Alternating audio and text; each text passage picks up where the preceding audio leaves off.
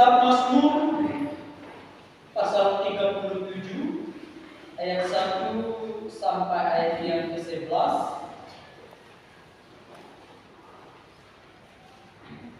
Kitab Mazmur pasal 37 ayat 1 hingga ayat yang ke-11. Firman Tuhan berkata demikian. Dari Daud, jangan marah karena orang yang berbuat jahat, jangan iri hati kepada orang yang berbuat curang, sebab mereka segera lisut seperti rumput dan layu seperti tumbuh-tumbuhan hijau.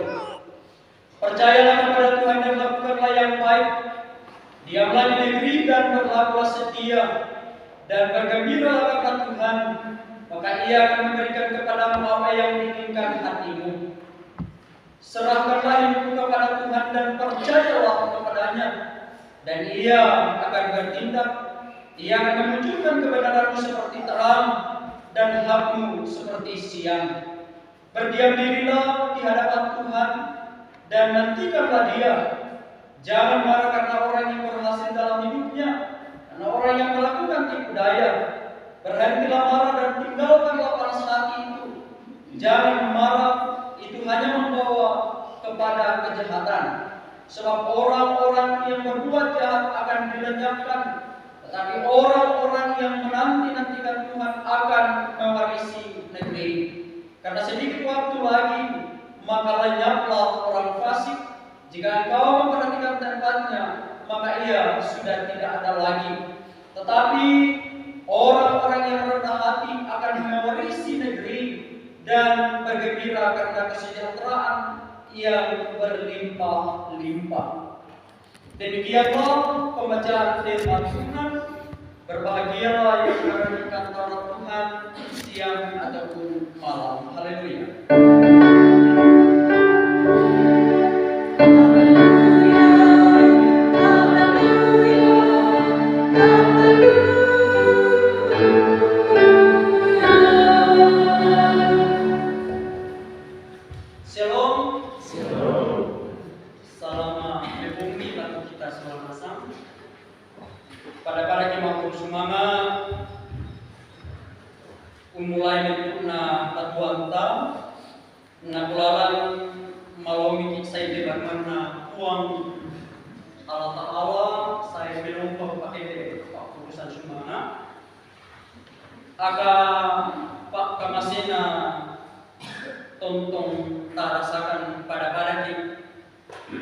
Sehingga secara bersama juga dalam persekutuan lingkup jemaat rantai dahulu, kita itu terus mau menghayati kesaksian kita bagaimana Allah terus bekerja dalam kehidupan kita bersama-sama. Nah, ibu bapak saudara-saudara yang terkasih dan diberkati oleh Tuhan Yesus Kristus, dalam mengawali bulan Oktober tahun 2022, ini DTW tahun ini minggu pertama. Kita kembali menginjakkan kaki melalui minggu pertama bulan Oktober tahun 2022. Sesuai dengan bahan leksionari Gereja Toraja Mamasa dalam perenungan firman Tuhan saat ini, kita bersama-sama merenungkannya di bawah tema nasib orang jahat dan nasib orang rendah hati.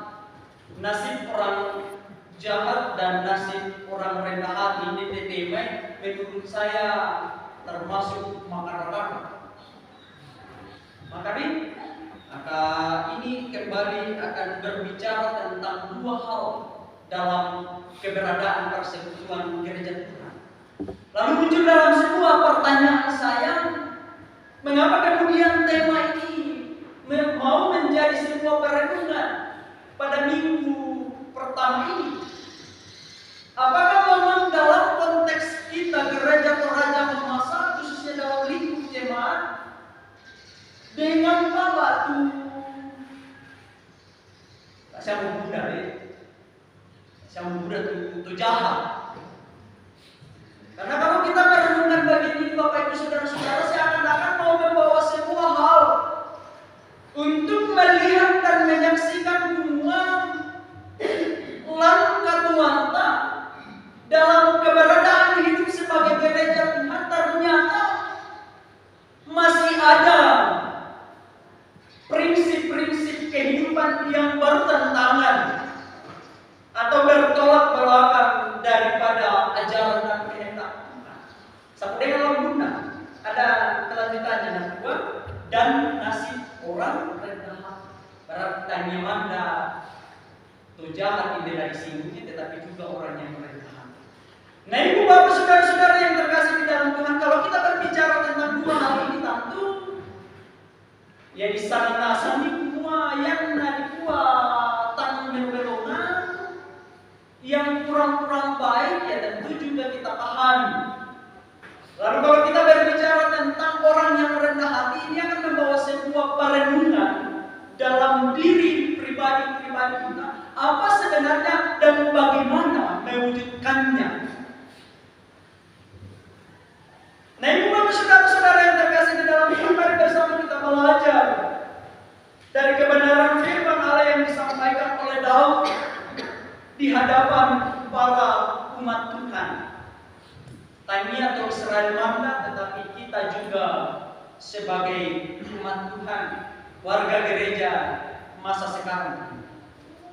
Pertama-tama yang disampaikan dalam teks bagian ini ada ungkapan larangan yang diucapkan oleh Daud di hadapan para umat, di hadapan orang-orang Israel, di hadapan orang-orang percaya. Nah, kami mulai Daud kita bahas sama-sama. Kira-kira begini seperti ini. Jangan, kata jangan memperlihatkan tentang sebuah ungkapan, sebuah nasihat dan ajaran yang hendak membawa sebuah pembaharuan dalam keberadaan hidup orang-orang percaya. Agak kira nakua Daud pelaku ya mungkin ini saja bersifat sebuah perintah. Tetapi kata larangan di sini mau memperlihatkan bahwa ada sesuatu hal yang hendak diwujudkan untuk dijaga dan dinikmati secara bersama-sama. Tentunya dalam konteks persekutuan, juga dalam kehidupan masyarakat secara. Nah, karena itu Bapak dan Ibu saudara-saudara yang terkasih di dalam Tuhan, rupa-rupanya dalam konteks di mana Daud sedang menyapa orang-orang Israel, terjadi juga sebuah peristiwa yang tidak biasanya. Dalam golongan orang-orang Israel ternyata juga masih terdapat orang-orang yang dalam sesuai dengan bacaan kita disebut sebagai orang-orang fasik. Jadi ini istilah orang-orang fasik adalah orang-orang yang percaya usaha kalian sekali, tetapi dalam pola hidup, praktek hidup ternyata menyimpang, tidak sesuai, dan bahkan bahasa kasarnya kira kita terjemahkan nakua memiliki sifat buruk, kelakuannya buruk. Nah, tentunya hari ini Bapak dan Ibu saudara-saudara, tidak ada orang yang tentu akan mengalami sebuah kesenangan lana purae kedengan rasulana palapo kadang. Demikian juga yang dialami oleh Daud, bahwa ia memaksudkan bagian ini untuk memperlihatkan kepada saudara-saudaranya bagaimana mereka hidup dan bertumbuh dalam iman kepada Allah. Makanya ia berkata,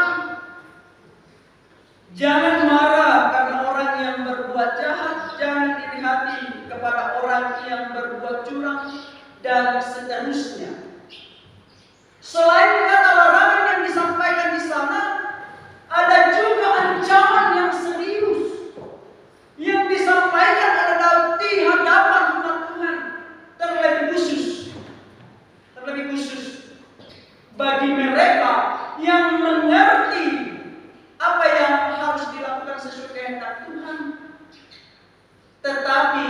yang dominan atau yang banyak dilakukan justru bertolak belakang. Nah, makanya dia dikatakan sebab mereka segera lisu. Wah, kita nak baca di bagian ini, lalu saya merenungkan bahaya ini. Orang yang menyimpan iri hati, membenci, dengki kepada sesamanya, tidak pernah mengalami kasih. Yang mana tu dapat dengar semua kelasusi ini. Dia hanya mau melihat saudara-saudaranya, melihat sahabatnya, melihat teman-temannya mengalami penderitaan. Tidak pernah mengalami sikap kasih dan sayang. Nakoni boleh tulakna dewata. Mereka segera lisu. Kata lisu di sini, Bapak dan Ibu, saya coba merenungkan.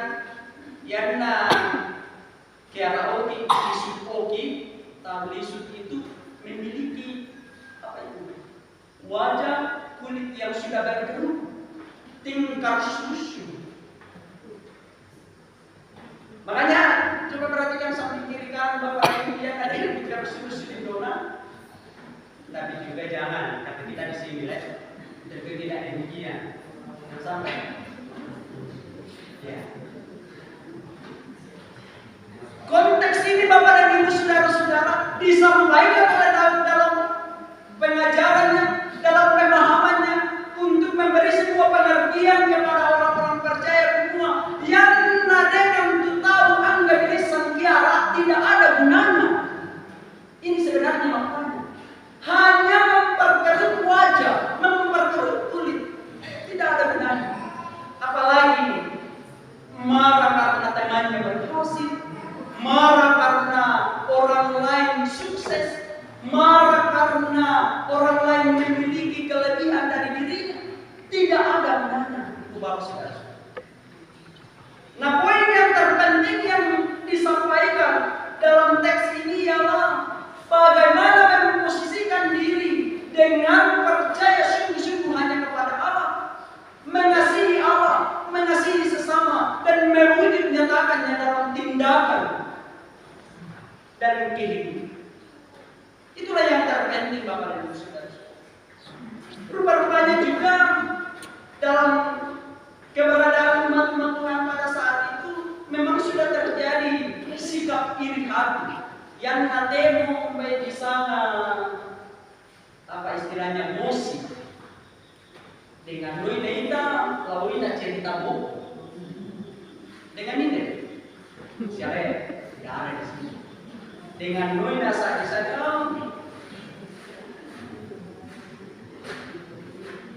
nah karena itu Bapak dan Ibu saudara-saudara, melalui kehidupan kita diajar, kita dinasihati, kita diberikan didikan yang sesuai dengan apa yang Tuhan mau. Bahwa sesungguhnya kehidupan ini perlu melihat, perlu merenungkan apa yang harusnya kita lakukan. Supaya apa? Benarlah bahwa tentunya dalam menjalani kehidupan dengan mewujud nyatakan apa yang benar, apa yang baik, apa yang dikehendaki Tuhan, nasib kita memperoleh sukacita. Nasib kita tentu akan mengalami kesempurnaan pendamaian. Nasib kita tentu akan mengalami segala berkah, kuat dan sehat. Seperti yang anggami dengan motif tiaroki, dengan motif lawoki mencintai sulatan, ya tentu juga tidak akan menjadi berkah. Tidak akan menjadi berkah. Tetapi yang Tuhan mau sampaikan kepada kita ialah berhentilah marah dan tinggalkanlah panas hati itu. Jangan marah itu hanya membawa kepada kejahatan. Ayat yang pertama. Nah, Ibu Bapak saudara-saudara, makanya juga dalam kitab Efesus pasal 4 ayat 26 berkata, janganlah amarahmu padam sebelum matahari terbenam. Artinya apa? Bisa marah, bisa marah, tetapi jangan membenci, jangan mendengki. Marah harus selesai pada waktu yang tepat. Jangan marah sekarang, 1 minggu, 2 minggu, dan minggu, ya terus penawang memang di posisi itu. Jangan. Firman Tuhan berkata, janganlah marah itu selalu tersimpan dalam. Nah, ibu bapak saudara-saudara yang terkasih di dalam Tuhan, mari bersama-sama kita kembali ke dalam kehidupan kita, merenungkan firman Allah, bersandar sepenuhnya kepada Allah, terus membangun iman pengharapan kepada Allah dengan sebuah keyakinan bahwa segala sesuatu yang kita lakukan yang berkenan kepada Allah pasti membawa berkat dalam kehidupan kita. Amin. Kitab Mazmur pasal 37 ayat 1 sampai ayat yang ke-11. Kitab Mazmur pasal 37 ayat 1 hingga ayat yang ke-11. Firman Tuhan berkata demikian. Dari Daud, jangan marah karena orang yang berbuat jahat, jangan iri hati kepada orang yang berbuat curang, sebab mereka segera lisut seperti rumput dan layu seperti tumbuhan hijau. Percayalah kepada Tuhan dan lakukanlah yang baik, diamlah di negeri dan berlakulah setia, dan bergembiralah kepada Tuhan, maka Ia akan memberikan kepadamu apa yang diinginkan hatimu. Serahkanlah hidupmu kepada Tuhan dan percayalah kepadanya, dan Ia akan bertindak. Ia akan memunculkan kebenaranmu seperti terang dan hakmu seperti siang. Berdiam dirilah di hadapan Tuhan dan nantikanlah Dia. Jangan marah karena orang yang berhasil dalam hidupnya, karena orang yang melakukan tipu daya. Berhentilah marah dan tinggalkanlah panas hati itu. Jangan marah, itu hanya membawa kepada kejahatan. Sebab orang-orang yang berbuat jahat akan dilenyapkan, tetapi orang-orang yang menanti-nantikan Tuhan akan mewarisi negeri. Karena sedikit waktu lagi, maka lenyaplah orang fasik. Jika engkau memperhatikan tempatnya, maka ia sudah tidak ada lagi. Tetapi orang-orang yang rendah hati akan mewarisi negeri dan bergembira karena kesejahteraan yang berlimpah-limpah. Demikianlah pembacaan firman Tuhan. Berbahagialah yang mendengarkan Taurat Tuhan siang ataupun malam. Haleluya.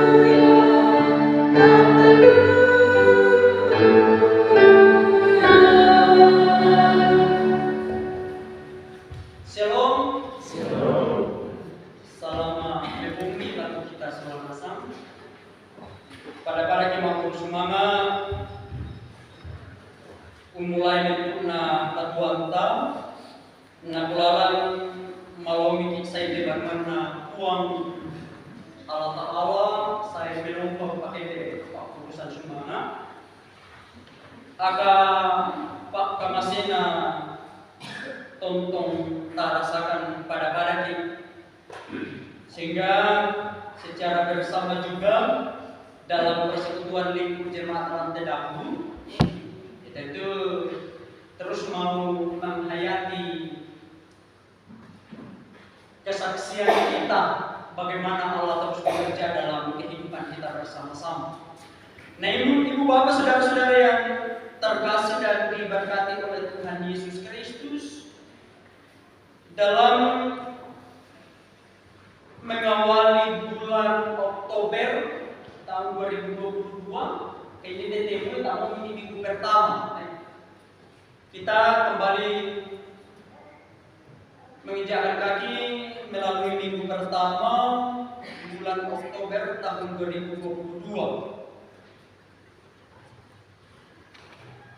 Sesuai dengan bahan leksionari Gereja Toraja Mamasa dalam perenungan firman Tuhan saat ini. Kita bersama-sama merenungkannya di bawah tema nasib orang jahat dan nasib orang rendah hati.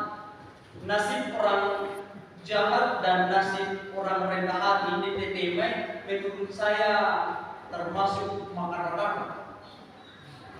Maka ini kembali akan berbicara tentang dua hal dalam keberadaan persekutuan gereja Tuhan.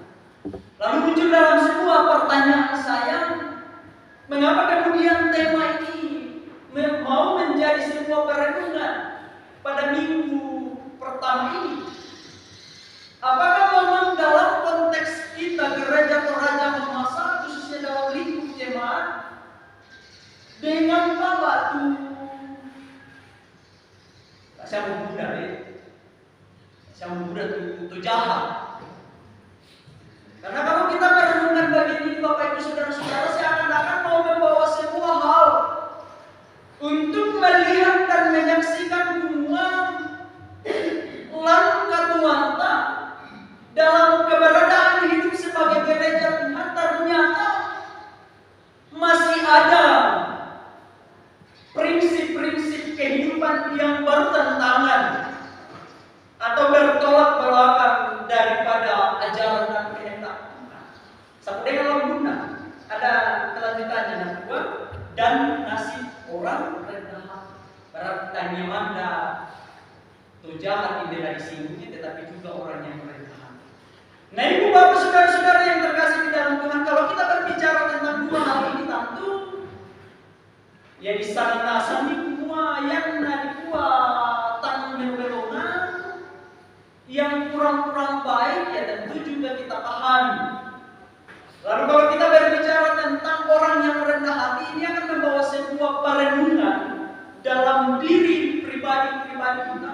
Apa sebenarnya dan bagaimana mewujudkannya?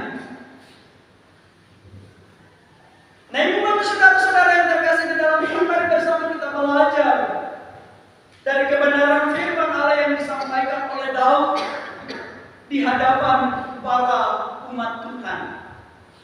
Tanya atau Israel mana, tetapi kita juga sebagai umat Tuhan, warga gereja masa sekarang.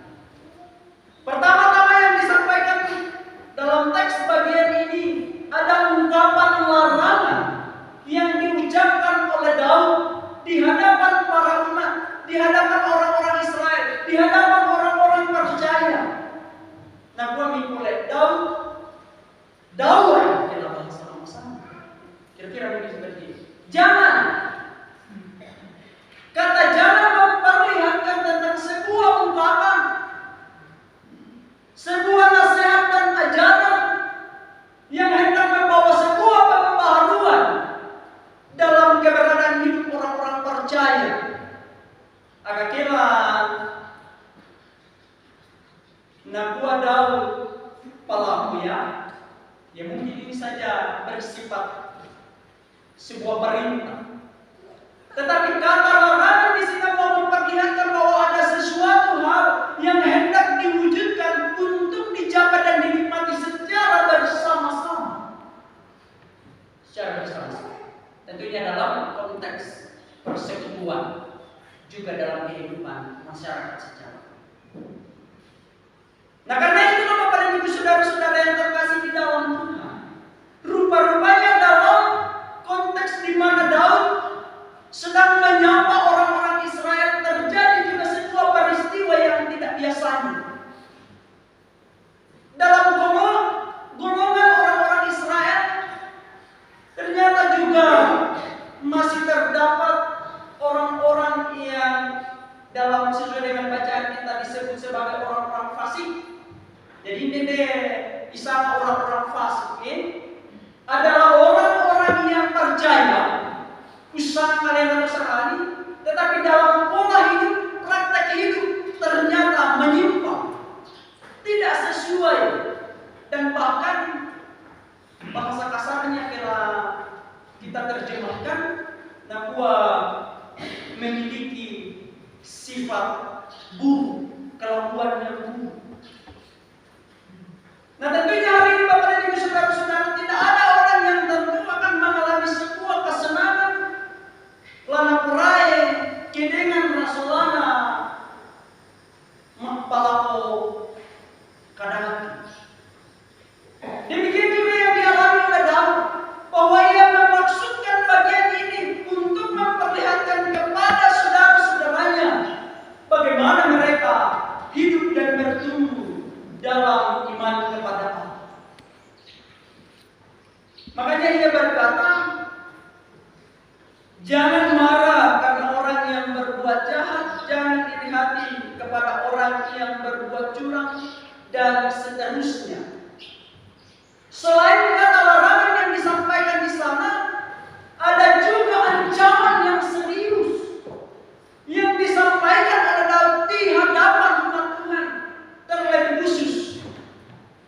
khusus bagi mereka yang mengerti apa yang harus dilakukan sesuai kehendak Tuhan, tetapi yang dominan atau yang banyak dilakukan justru bertolak belakang. Nah, makanya dia dikatakan sebab mereka segera lisik. Wah, kita nak baca di bagian ini, lalu saya merenungkan, bahaya ini. Orang yang menyimpan iri hati, membenci, dengki kepada sesamanya, tidak pernah mengalami kasih. Yang mana tu dapat kebenaran semua kela susi tinde. Dia hanya mau melihat saudara-saudaranya, melihat sahabatnya, melihat teman-temannya mengalami penderitaan. Tidak pernah mengalami sikap kasih dan sayang. Nakami boleh tulakna dewata. Mereka segera lisik. Kata lisik di sini, Bapak dan Ibu, saya coba merenungkan. Yana kiara oki lisik oki, tahu lisik itu memiliki apa itu? Wajah kulit yang sudah berkerut, tingkar susu. Makanya coba perhatikan samping kiri kanan Bapak Ibu yang ada yang tingkar susu di dona. Tapi juga jangan, tapi kita di sini tapi tidak demikian. Sampai. Ya.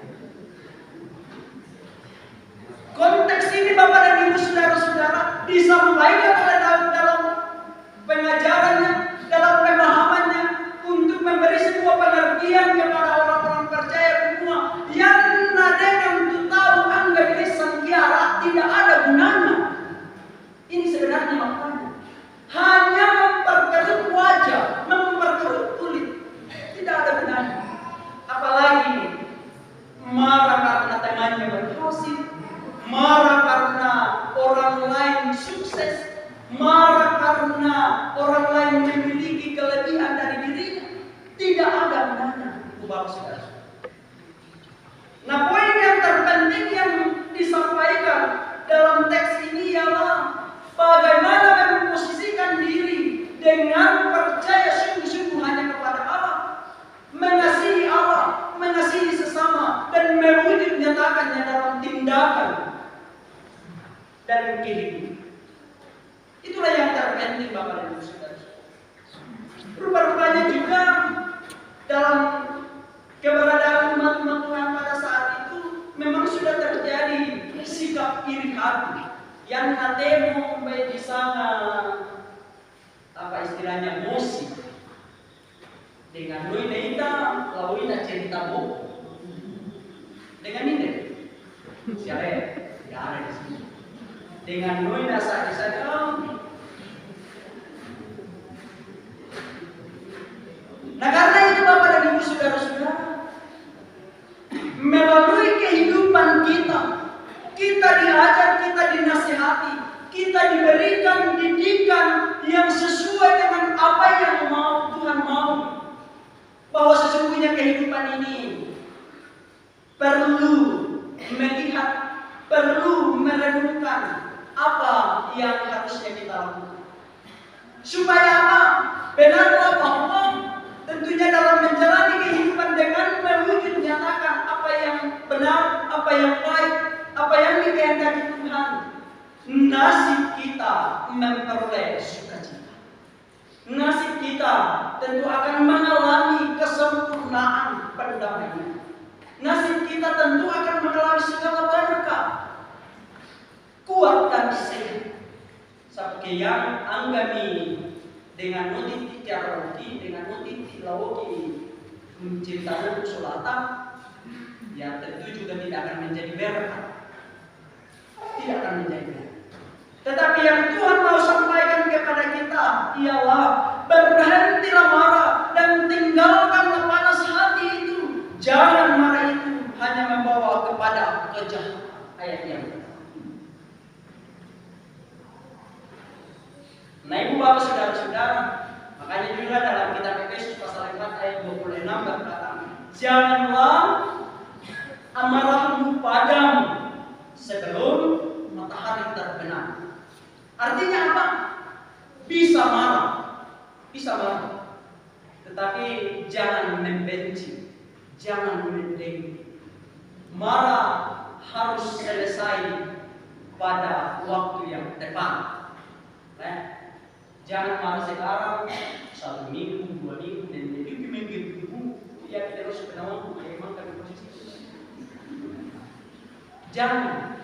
Firman Tuhan berkata, janganlah marah itu selalu tersimpan dalam. Nah, Ibu Bapak Saudara-saudara yang terkasih di dalam Tuhan, mari bersama-sama kita kembali ke dalam kehidupan kita, merenungkan firman Allah, bersandar sepenuhnya kepada Allah, terus membangun iman pengharapan kepada Allah dengan sebuah keyakinan bahwa segala sesuatu yang kita lakukan yang berkenan kepada Allah pasti membawa berkat dalam kehidupan kita. Amin.